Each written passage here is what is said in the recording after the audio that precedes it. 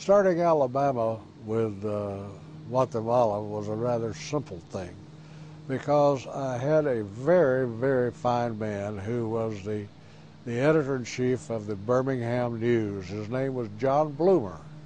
Unfortunately, he's no longer living.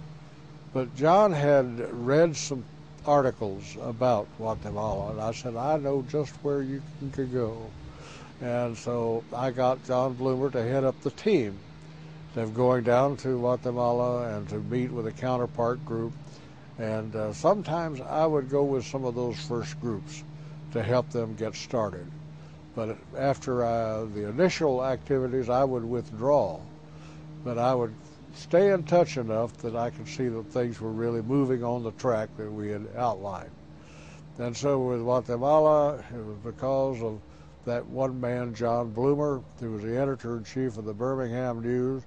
And with that newspaper, he could write articles, he could run pictures, and he did. And he helped to publicize things about Guatemala that we wanted known in this country. And that was the beginning of that particular relationship. With other relationships, it was a little different. In getting, for example, Idaho, working with Ecuador, there was a medical group that seemed very, very interested in helping with medical assistance. And I knew of activities and situations that needed assistance in that field.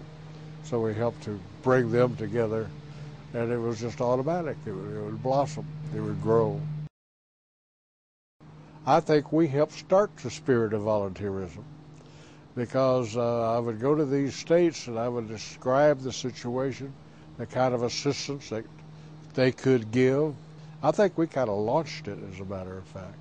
The biggest obstacle I had was the obstacle of Washington bureaucracy.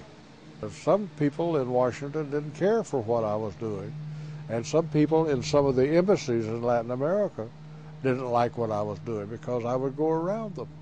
I knew what embassies would be responsive from my own contacts and my travels. And those that would be responsive and help, I went with them. I got their assistance. But if they wouldn't, I just went around them, and I worked directly with the counterpart group. I did not want this to become a pink tea society. And that is why I organized the private partners program. And I gradually transferred the functions from my office in the government to that private organization, which is the Partners of the Alliance. Now they call it the Partners of the Americas. Because I knew that if it remained within the government, it would be an ambassador's wife's pink tea society. They would do nice, pretty little things, but it would not be of real assistance, and it would not help educate the Americans about Latin America. And now, with the 40th anniversary of the Partners, I'm so excited to see that the concept has continued to go. Now, I know there are a lot of different things that are being done now than they were done when I first started the program, but the concept is the same, and developing friendships is the same. So I'm very pleased and happy, and I certainly wish I could be in Antigua. Am I surprised that it's gone for 40 years? I'm not surprised, but I am happy. I couldn't be happier. People like people.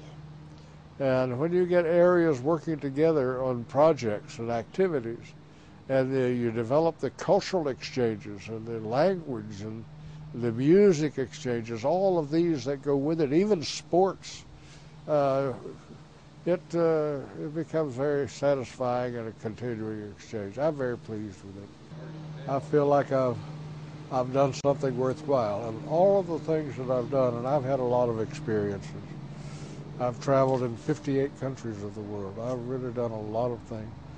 But I think that the Partners program is probably the most exciting and the most valuable part of what I've done with my life. And I'm glad that I did it.